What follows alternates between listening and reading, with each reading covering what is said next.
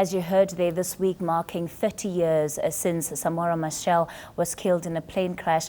Now, while the South African and Mozambican authorities celebrate the life of this dynamic leader today, there is still mystery which surrounds his death. For some context on what was happening at the time, we're joined in studio by eNCA's Dan Moyani. Dan, it's great to have you in studio with me. Thanks for extending your workday just a little bit longer so that we can have this conversation. It's the second time you've done this to me this year. I'm going to try to keep doing it. And let's just talk about, this accident, that trip that was taken. A fateful trip it was, a trip that you were supposed to be on. Give us a bit of those details.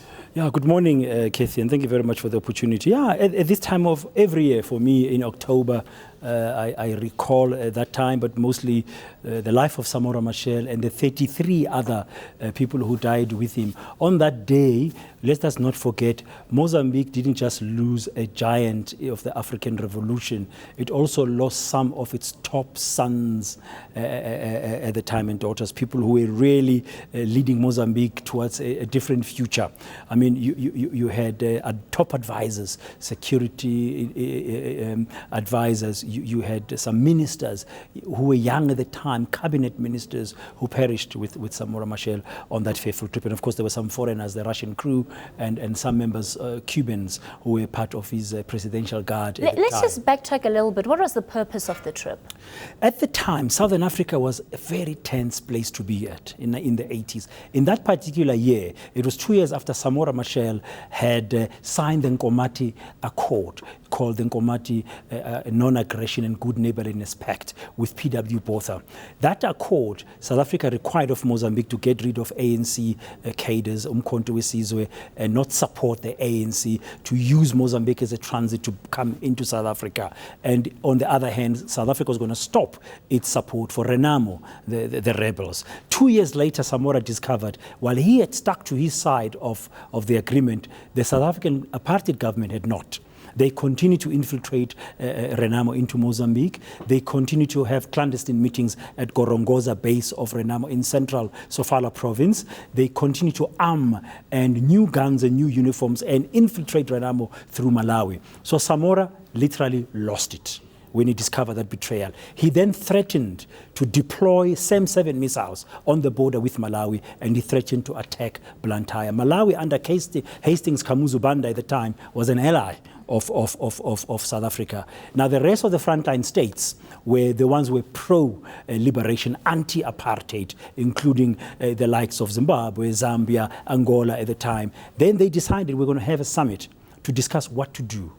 Kaunda and Samora actually flew a few weeks before to Blantyre to speak to Kamuzu Banda and beg him to stop supporting Renamo and stop being used by the apartheid regime at the time. That's how they saw it. He refused. So Samora said, guys, we need to act. I need a meeting of the heads of state to decide what is the action. And Samora, a few months before, I went with Samora Machel and other journalists to Tete. He showed us the missiles where he had deployed them. They were literally facing Malawi. So he was ready to go to war against Malawi in order to make sure that the apartheid government would stop supporting Renamo. So the stakes were very high at the time in Southern Africa. And what was then the importance of this meeting in the context of what was happening at the time? The meeting was going to decide what action had to be taken against Malawi. Some people are calling for sanctions by the rest of the countries against Malawi, and whether or not Samora should go ahead with military action against Malawi, and what will be the stance of the other states against South Africa. There was a realization that South Africa, their military machinery, the SADF, was too powerful against some of these states. Samora had some support, obviously, from the Soviet Union at the time. He had deployed some missiles, but you don't fight a war only based on missiles. So there was a little bit of realism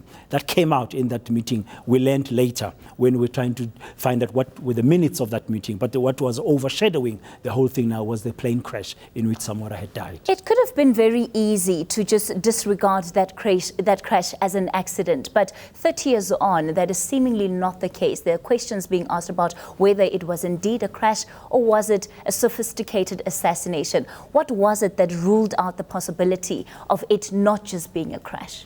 A number of questions. I'll highlight a couple of them for you. One, if it was a crash, why 2 weeks before the crash, South African Defence Force soldiers were on the ground in Kangwane, Bantustan, in Mbuzini. Nobody knew what they were doing there. The local people confirmed it in interviews with journalists. They were seen there. One of the survivors was Samora Machel's bodyguard, Augusto, who was lying there. He saw soldiers with torches calling for Samora Machel after the plane had crashed. Now, how can it be an accident? Why were they there? On whose orders? To do what? Number two, the pilots, the crew, all of them were found with incisions on the neck. It came out in the commission. They were found with incisions in the neck which were not consistent with injuries from a plane crash. They were like somebody had deliberately gone to their necks and made an incision to do what? To draw blood, to put... Nobody knows. But there was a claim soon after that by some South African settlers at the time that the crew was drunk. Now, why would that happen? Third one, most important one, why would the plane that had been flown by that Russian crew, had been flying President Samora Machel for a long time, experienced crew that had flown Samora Machel to many destinations in the world, not once, not twice, many times. Why would that plane veer off its path? As soon as it entered the Mozambican airspace coming across from Zimbabwe, from Zambia, it veered right, leaving its normal course to go to the Maputo International Airport. Why? Do you think that they still will from authorities to uncover the truth, given the fact that it's already gone through the TRC and other processes which have not been able to finalize that investigation? I can't answer that, Keith, because I don't know what's going on in their minds and when they have these discussions. But one thing I know is that Graça Machel and the children deserve the truth. The people of Mozambique deserve the truth. The people of Southern Africa deserve the truth.